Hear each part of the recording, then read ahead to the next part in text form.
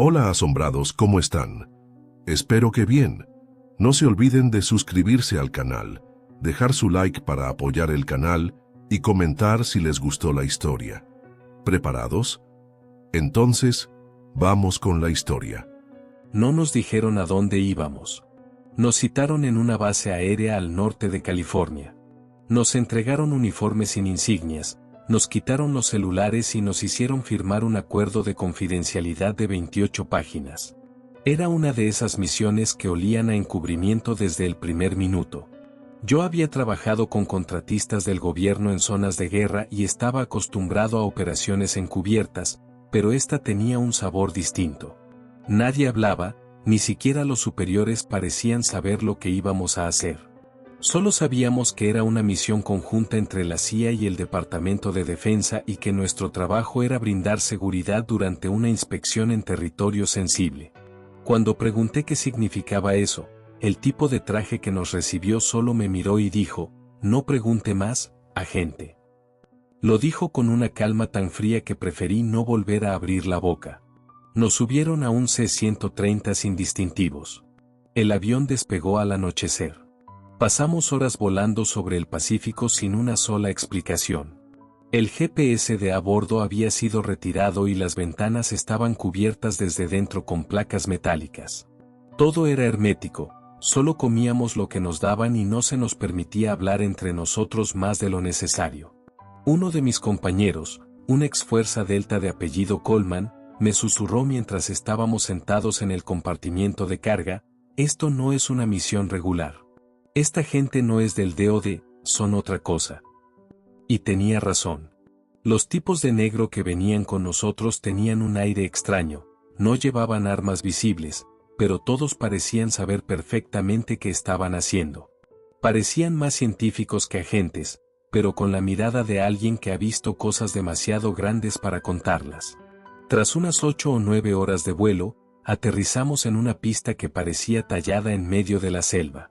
Cuando bajamos del avión, sentí el calor y la humedad pegarse a la piel como un manto vivo.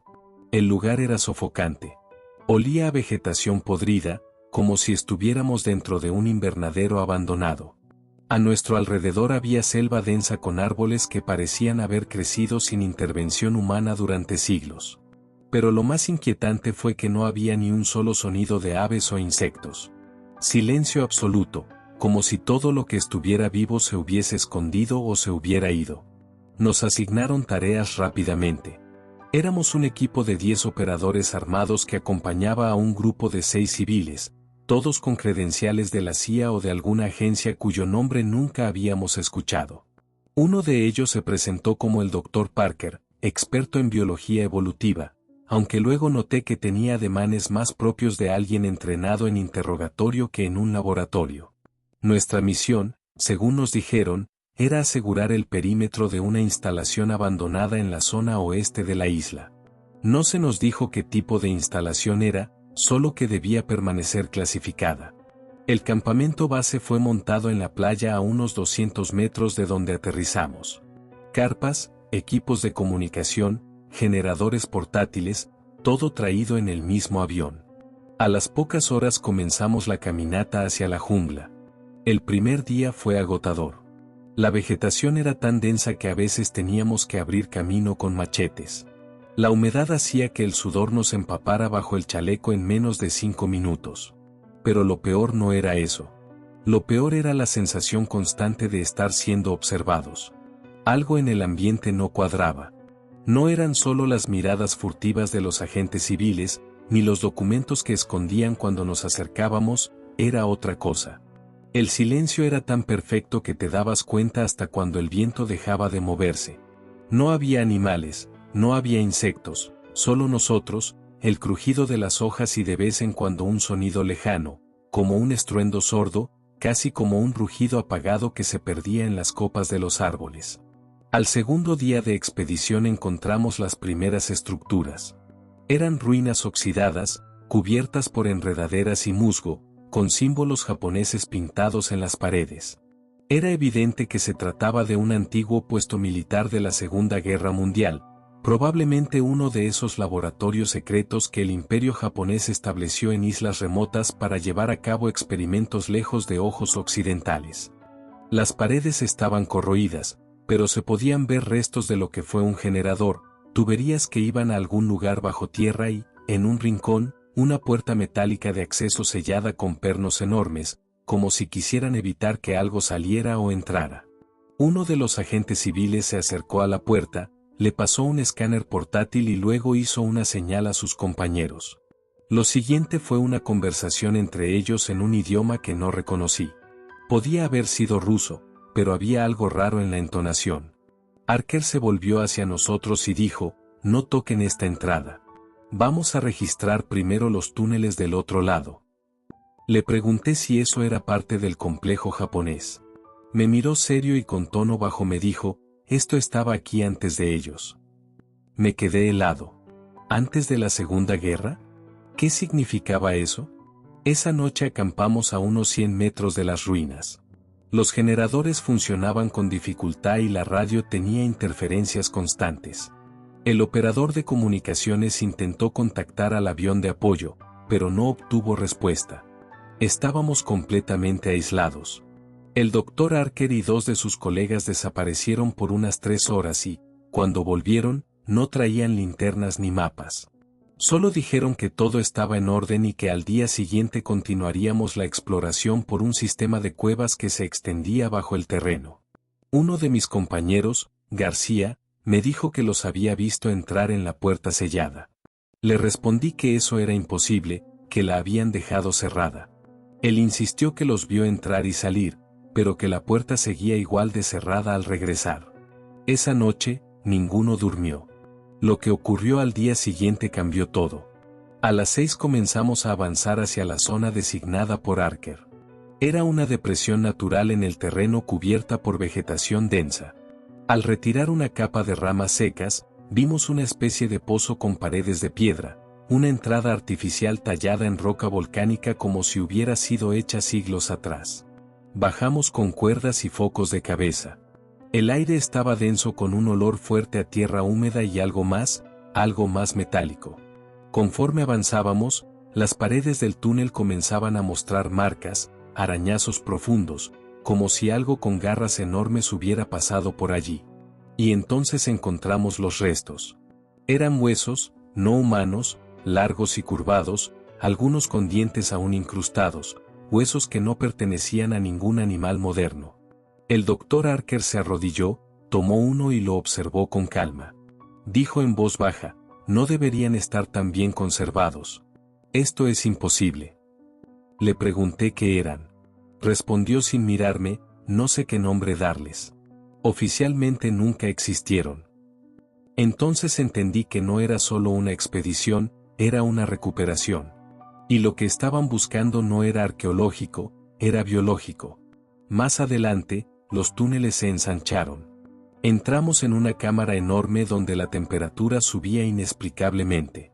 El suelo estaba cubierto por musgo espeso y una especie de hongos bioluminiscentes que se encendían al contacto. En el centro de la cámara había una estructura metálica semienterrada, parecida a una cápsula o contenedor. Archer se acercó y empezó a remover la tierra con cuidado. Yo me quedé vigilando el perímetro, pero entonces lo oí. Un gruñido profundo, lejano, que resonó a través de la roca como si viniera de todas partes a la vez. Apunté el arma. Busqué con la linterna. Nada.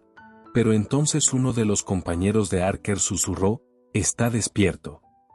Nadie dijo nada más durante los siguientes minutos. El doctor ordenó que se asegurara el lugar. Dijo que era momento de preparar la extracción. Yo no entendía a qué se refería, pero cuando vi los tubos conectados a la cápsula y las señales térmicas que aparecían en el monitor portátil, supe que no estaban buscando fósiles. No estaban allí para estudiar nada, estaban allí para recuperar algo que había sobrevivido, algo que había estado sellado durante décadas, tal vez siglos, y ahora lo habían despertado. Y eso era solo el comienzo. La cápsula permaneció en silencio, pero algo dentro de ella vibraba, algo que no debía estar vivo, pero lo estaba. Cuando me acerqué por orden directa de Archer, vi que la superficie metálica del contenedor tenía marcas profundas, como si alguien o algo hubiese intentado rasgarla desde adentro. Eran 4 líneas paralelas, perfectamente alineadas con la precisión de un depredador instintivo. Archer parecía fascinado, incluso sonriente, mientras conectaba una especie de dispositivo de lectura a un panel lateral. Un sonido agudo comenzó a emitir del aparato como si estuviera decodificando algo antiguo. En la pantalla apareció una secuencia de datos que no pude entender. Pero lo más perturbador fue la frase que el propio Archer susurró casi sin darse cuenta de que lo decía en voz alta: la frecuencia aún responde. La célula base está activa. Yo no sabía si estaba hablando de una máquina o de un organismo. A los pocos minutos, la temperatura del túnel comenzó a subir. No era una sensación subjetiva. Lo medimos con los sensores de nuestro equipo. Subió 3 grados en menos de 10 minutos. También notamos una especie de temblor leve, casi imperceptible, que recorría el suelo como un zumbido. Uno de mis compañeros, Carter, se adelantó para revisar el perímetro de la cámara. Al regresar, tenía la cara blanca como una hoja. Dijo que había encontrado un cadáver y no era humano. Lo seguimos. A unos 50 metros en una galería secundaria, encontramos lo que parecía el cuerpo disecado de una criatura bípeda de unos 2 metros de alto con una estructura ósea que no coincidía con nada conocido. Tenía una cola gruesa, brazos pequeños con garras y un cráneo alargado con una dentadura afilada. Lo más extraño era que parecía perfectamente conservado, como si el tiempo no le hubiese hecho nada. Estaba encajado entre las rocas, como si hubiese muerto intentando huir o esconderse. Archer lo observó sin decir una palabra, luego simplemente murmuró: es uno de los pequeños. Aquí hay algo más grande. Volvimos al centro de la cámara.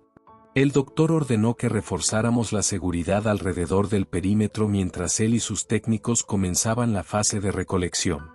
No nos daban detalles, pero estaba claro que planeaban extraer el contenido de esa cápsula, fuera lo que fuera.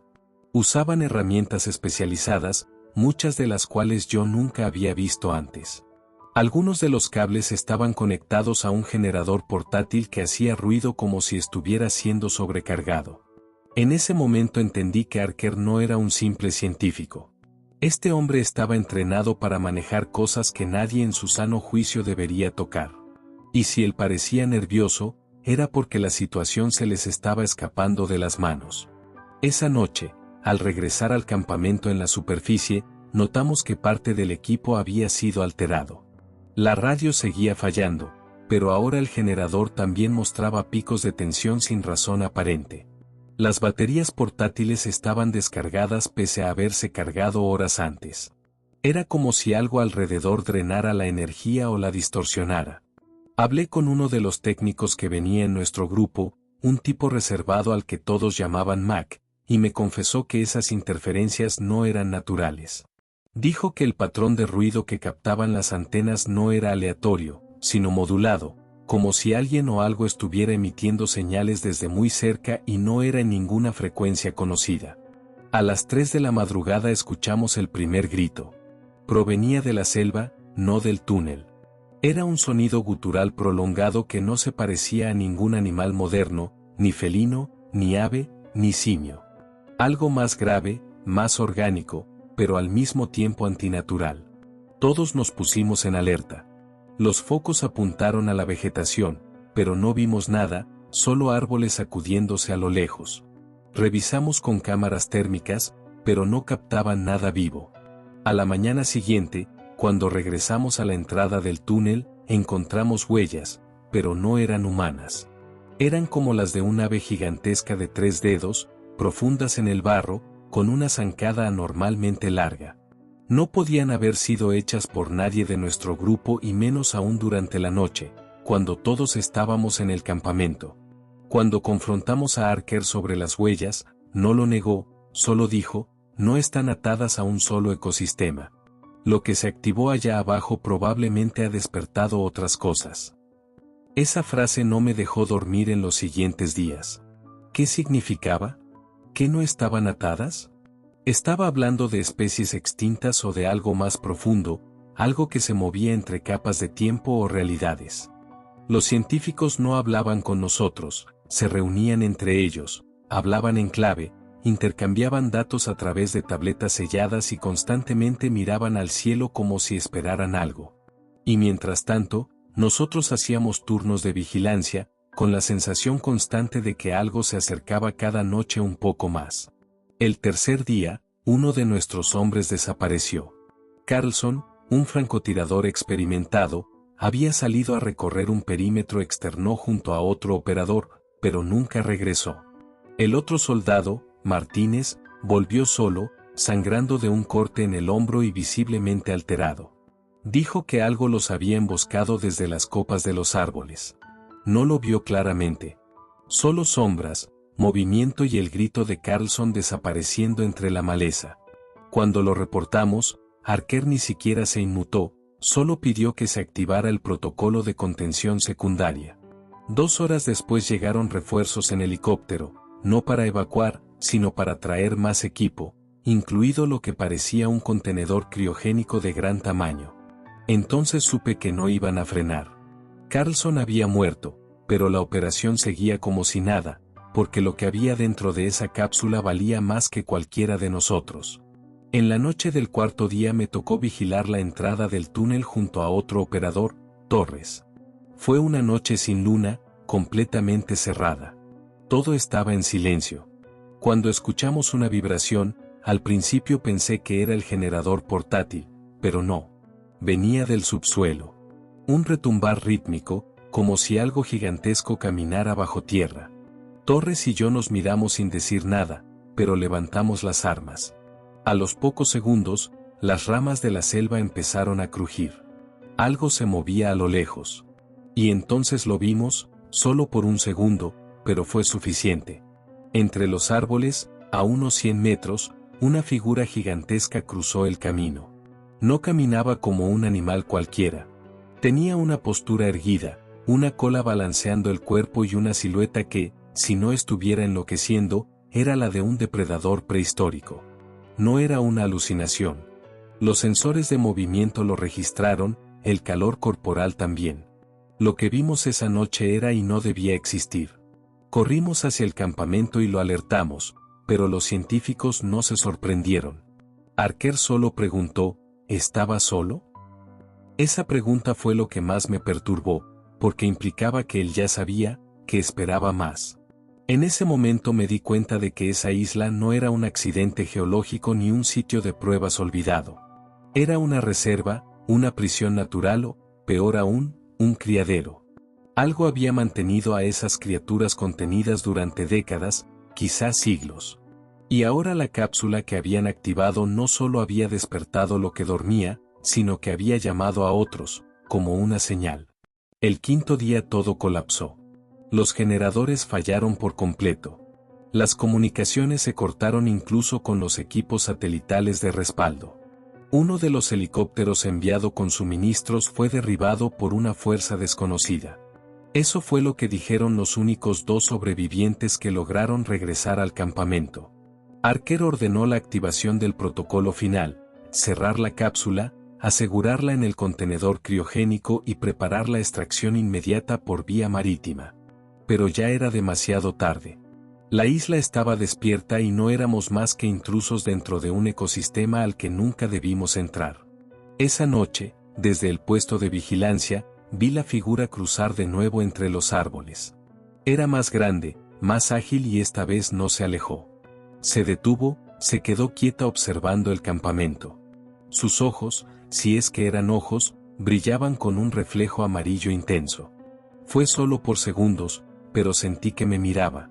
No a nosotros, a mí, como si recordara mi olor, mi forma, mi presencia. No era solo un animal, era algo más. Y estaba pensando, calculando. Me quedé allí paralizado mientras desaparecía entre los árboles. Ya no se escondía, no tenía miedo. Sabía que nos pertenecía la noche y lo peor es que sabíamos que volvería. Lo que pasó después ocurrió tan rápido que aún hoy me cuesta reconstruir el orden exacto de los hechos. La madrugada siguiente a ese último avistamiento, justo antes del amanecer, el campamento fue atacado. No hubo advertencia, ni ruido previo, ni señales térmicas que anticiparan lo que venía. Fue como si la selva misma se hubiera levantado contra nosotros.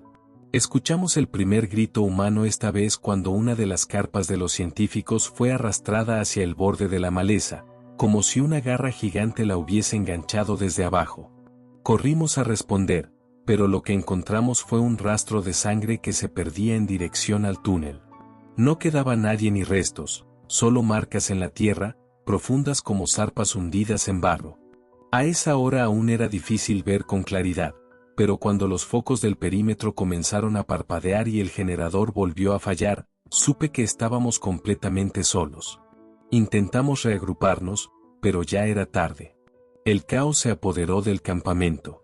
Algunos comenzaron a correr hacia la playa, hacia la antena satelital que apenas funcionaba.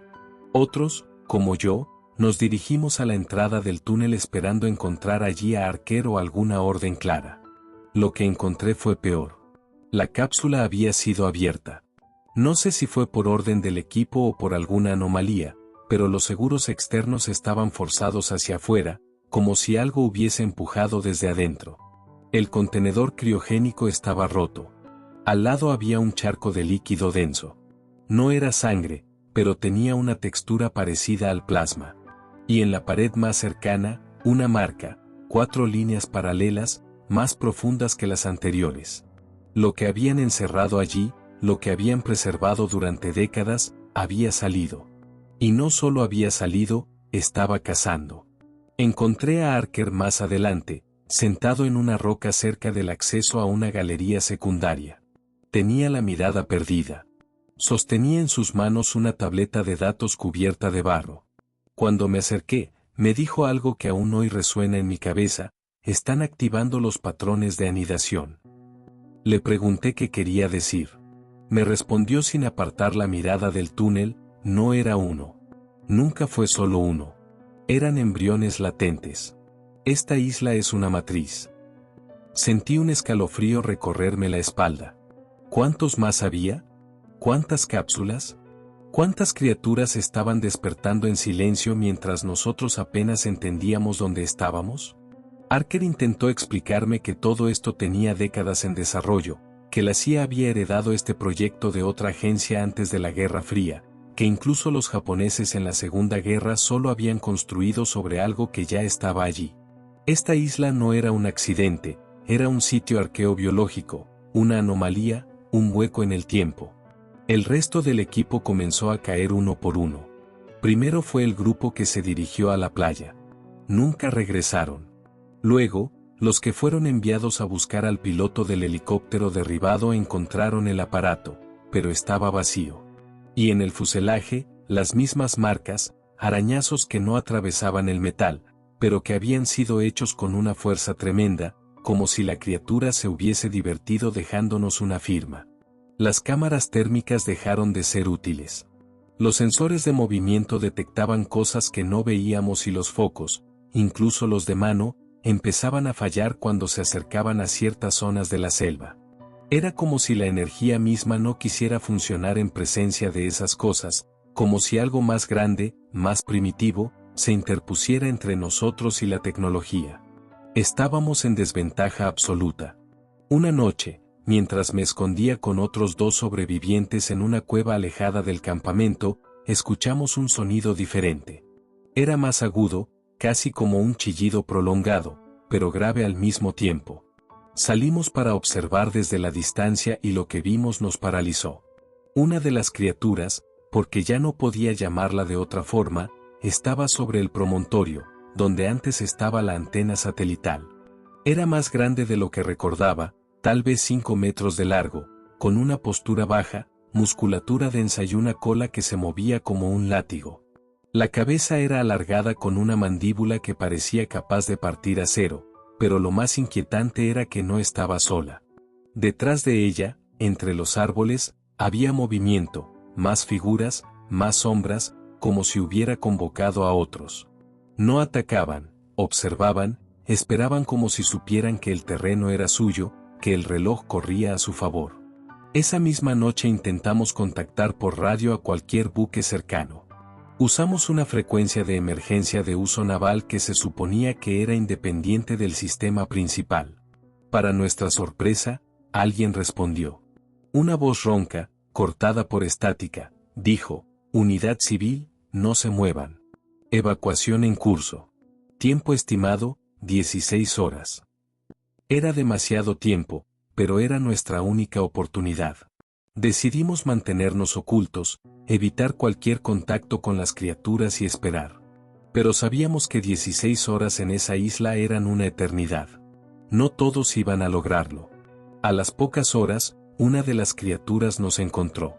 Estábamos ocultos entre raíces, cerca de un antiguo puesto japonés semienterrado. La cosa se movía con una precisión espeluznante. No era torpe, no era un animal salvaje. Caminaba como si ya conociera el terreno, como si llevara años patrullando ese sitio. Uno de los operadores, Louis, cometió el error de encender una linterna. Fue un segundo. La criatura giró de inmediato, emitió un rugido corto y corrió directo hacia nosotros. Ni siquiera disparamos. Corrimos.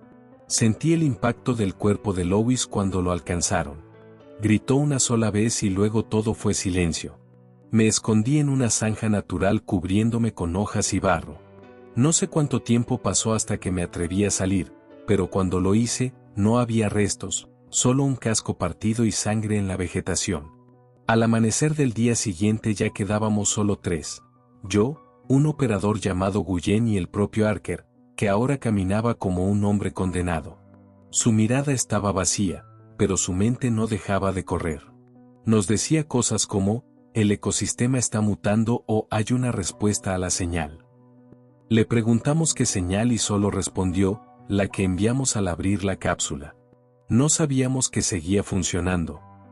Al parecer, el contenedor original no solo conservaba ADN fósil, era una especie de huevo encapsulado, capaz de generar actividad biológica bajo ciertas condiciones.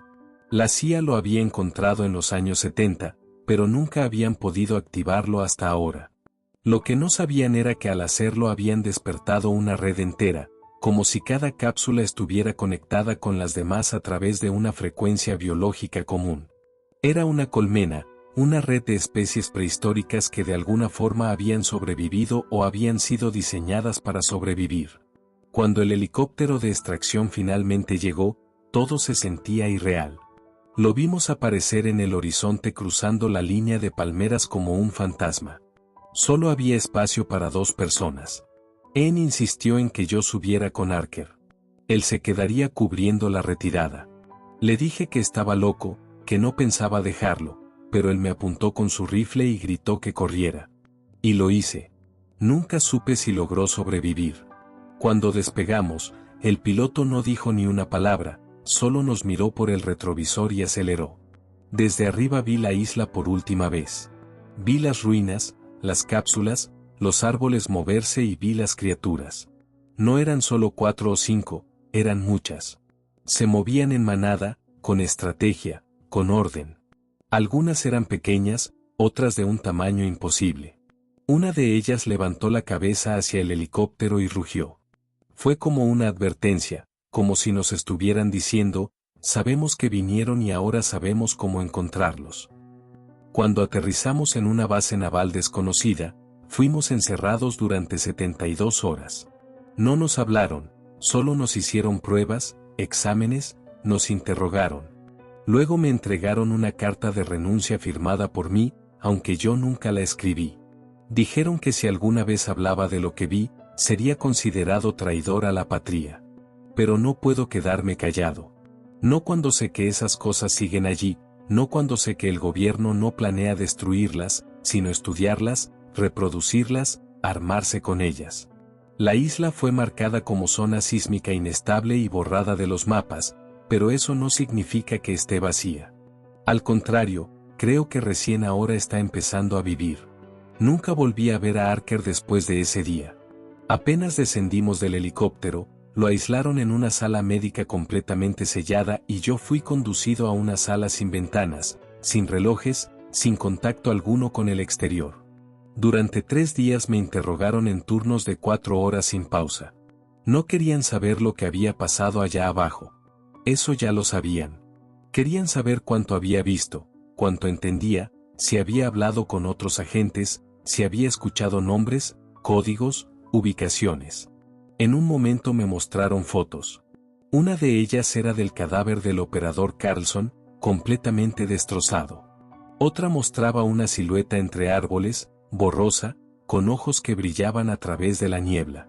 Me preguntaron si reconocía a esa criatura. Respondí que sí. Ellos se miraron entre sí, anotaron algo en una libreta y me dijeron que sería reubicado. Ni siquiera me permitieron volver a mi país. Firmé documentos que aseguraban mi silencio bajo amenaza de prisión federal y fui liberado con una nueva identidad, un nuevo historial militar y un número de contacto que debía memorizar en caso de contacto anómalo. Durante meses estuve en silencio. Me asignaron a un pequeño trabajo administrativo en un centro logístico del estado de Nevada, sin acceso a tecnología, sin redes sociales, sin vínculos. Un custodio con ropa de civil me observaba desde la cafetería cada mañana y cada noche escuchaba el sonido de pasos detenidos frente a la puerta de mi habitación. La CIA no me estaba protegiendo, me estaba vigilando. Y lo peor era saber que no era el único, había otros, gente como yo, algunos con cicatrices visibles, otros con miradas perdidas.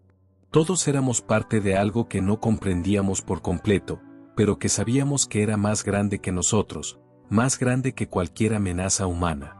Esa isla, esa operación no era una anomalía aislada, era parte de un sistema, un proyecto global y yo había visto apenas una pequeña ventana de ese infierno. Pasó casi un año hasta que volví a recibir señales. Fue un correo físico sin remitente enviado a un apartado que solo la agencia conocía. Dentro del sobre había una fotografía impresa, una vista aérea satelital de una zona selvática en el sur de África. En el centro, una forma circular irregular, similar al cráter donde hallamos la cápsula y, escrita a mano, una frase: la segunda matriz está activa. No había instrucciones ni contexto, solo eso, como una advertencia, como si alguien del otro lado, quizás Archer, quizás alguien más, intentara avisarme que lo ocurrido en la isla no era un evento aislado, sino el primer movimiento de una cadena que ya estaba en marcha. Los meses siguientes fueron una pesadilla. Comencé a notar patrones en las noticias, pequeños eventos casi imperceptibles, desapariciones de científicos en zonas remotas, cierres repentinos de reservas naturales, vuelos militares sin identificación sobre áreas vírgenes y lo que más me perturbó, reportes locales sobre avistamientos de criaturas extrañas en lugares tan dispersos como Filipinas, Madagascar, la Amazonía y partes de Indonesia. Siempre los mismos elementos, ruidos guturales, animales mutilados, fallos eléctricos en radios rurales, interferencias inexplicables. Ninguna agencia oficial tomaba estos reportes en serio, por supuesto, pero yo sí sabía que eran reales.